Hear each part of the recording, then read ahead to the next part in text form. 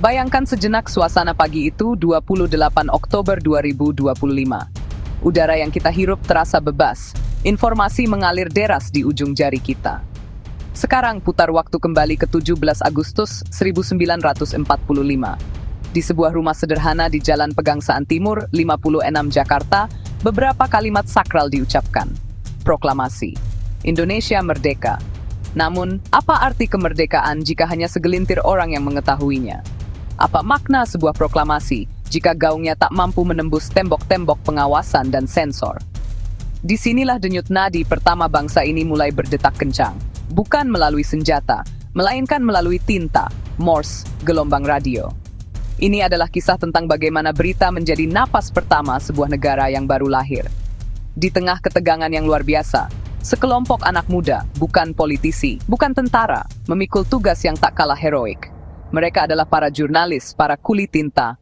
Mereka bekerja di bawah bayang-bayang kantor berita Jepang, Domei, sebuah mesin propaganda raksasa yang jaringannya mencengkeram Asia. Namun di dalam mesin itu pula bara perlawanan menyala. Para pemuda Indonesia yang bekerja di sana melihat sebuah kesempatan. Mereka tahu, berita proklamasi ini tidak boleh mati di Jakarta.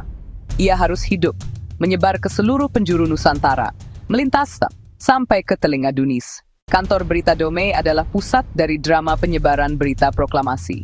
Gedungnya menjadi medan pertempuran senyap. Di satu sisi, ada tentara Jepang yang masih memegang kendali, dengan perintah tegas untuk menyensor setiap informasi yang dapat memicu kekacauan. Di sisi lain, ada para jurnalis dan teknisi radio Indonesia yang hatinya bergemuruh dengan semangat kemerdekaan. Mereka adalah orang-orang dalam yang mengetahui seluk-beluk operasional mesin berita ini. Mereka tahu di mana letak pemancar. Mereka tahu bagaimana cara mengirimkan kawat berita. Mereka tahu siapa saja yang bisa dipercaya. Peran mereka adalah mengubah alat propaganda penjajah menjadi corong kemerdekaan milik rakyat Indonesia. Para pahlawan ini tidak bekerja sendirian. Mereka membangun jaringan rahasia di dalam dan di luar kantor. BM, dia mendapatkan salinan teks proklamasi dan segera membawanya ke percetakan. Sementara itu, di bagian radio, para teknisi dan penyiar berjuang dengan cara mereka sendiri. Mereka menunggu momen yang tepat saat pengawasan Jepang sedikit lengah untuk menyelipkan siaran berita proklamasi di antara program-program reguler.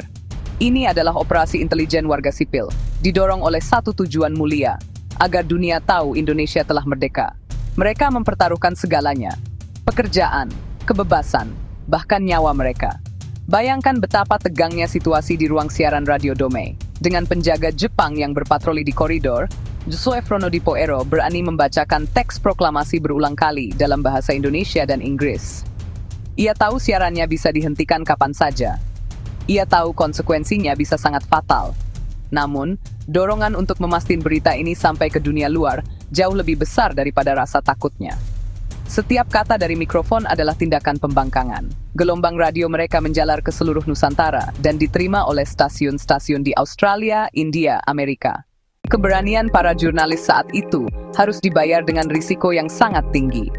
Mereka tidak bekerja di ruang redaksi yang nyaman dengan jaminan kebebasan pers. Mereka bekerja di bawah todongan senjata, di tengah ketidakpastian politik, dan di bawah pengawasan ketat tentara Jepang. Setiap upaya untuk menyiarkan atau mencetak berita proklamasi adalah tindakan ilegal yang bisa berujung pada penangkapan, penyiksaan, atau bahkan eksekusi. Para penjaga Jepang menggeledah kantor berita, menyegel ruang pemancar, dan menginterogasi siapa saja yang dicurigai terlibat. Ini adalah lingkungan di mana salah satu langkah kecil bisa menjadi langkah terakhir. Untuk menembus blokade informasi ini, mereka harus berpikir kreatif dan bertindak cerdik. Salah satu teknik yang paling terkenal adalah penggunaan sandi. Berita proklamasi tidak dikirim secara gamblang, melainkan disamarkan dalam kalimat-kalimat biasa atau kode Morse rahasia yang hanya dimengerti oleh operator radio di pihak sekutu atau di daerah lain. Ada pula yang menggunakan metode gerilya cetak. Mereka mencetak berita di percetakan-percetakan kecil dan tersembunyi pada malam hari, jauh dari pantauan patroli. Selebaran itu kemudian diselipkan di dalam tumpukan koran lain atau dibagikan oleh kurir-kurir pemberani yang menyamar sebagai pedagang atau tukang pos. Risiko fisik selalu mengintai. Wartawan yang tertangkap basah membawa naskah proklamasi bisa langsung dijebloskan ke penjara tanpa pengadilan. Penyiar radio yang nekat menyiarkan berita kemerdekaan harus siap jika studionya diserbu tentara kapan saja. BM. Dia, misalnya, harus bersembunyi dan berpindah-pindah tempat untuk menghindari penangkapan setelah berhasil mencetak berita proklamasi. 80 tahun telah berlalu.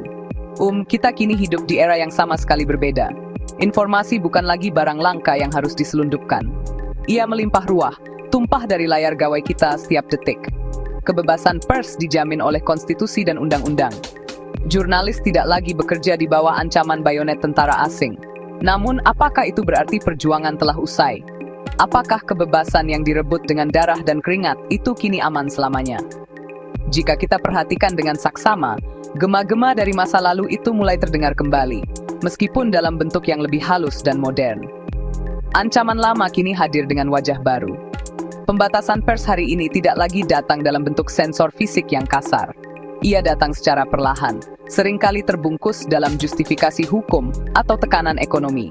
Terbungkus dalam justifikasi hukum atau tekanan ekonomi. Kita melihat adanya upaya merevisi undang-undang yang berpotensi mengkriminalisasi jurnalis dan membatasi ruang gerak investigasi. Kita mendengar tentang buzzer atau pendengung di media sosial yang secara sistematis menyerang jurnalis atau media yang kritis terhadap kekuasaan. Serangan ini bukan hanya berupa kritik, tetapi juga doxing, perundungan dan ancaman kekerasan yang menciptakan iklim ketakutan atau chilling effect. Ini adalah bentuk intimidasi gaya baru. Selain itu, ada pula tekanan ekonomi. Media yang independen dan kritis seringkali kesulitan mendapatkan iklan dari korporasi besar atau pemerintah, membuat mereka rentan secara finansial. Beberapa konglomerasi media memiliki afiliasi politik yang kuat, yang berpotensi memengaruhi independensi dan objektivitas pemberitaan mereka.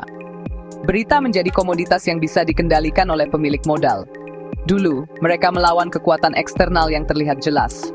Sekarang, musuh kebebasan pers bisa jadi lebih samar. Kepentingan politik yang terselubung, tekanan pasar, dan apatisme publik itu sendiri. Tanda-tanda pembatasan ini adalah alarm yang harus kita dengar bersama. Mungkin Anda berpikir, apa urusannya dengan saya? Saya bukan jurnalis. Disinilah kita sering keliru. Kebebasan pers bukanlah urusan para jurnalis semata. Ia adalah urusan kita semua. Pers yang bebas dan independen adalah anjing penjaga demokrasi. Mereka yang mengawasi jalannya kekuasaan, mengungkap korupsi, menyuarakan mereka yang tak terdengar. Ketika pers dibungkam, maka pengawas publik yang paling efektif telah dilumpuhkan. Saat itu terjadi, penyalahgunaan kekuasaan akan semakin mudah terjadi, tanpa ada yang berani melaporkannya. Kebebasan pers adalah pilar utama yang menopang hak Anda sebagai warga negara untuk mendapatkan informasi yang benar. Sejarah di tahun 1945 telah mengajarkan kita sebuah pelajaran yang sangat berharga. Berita memiliki kekuatan untuk mengubah nasib sebuah bangsa.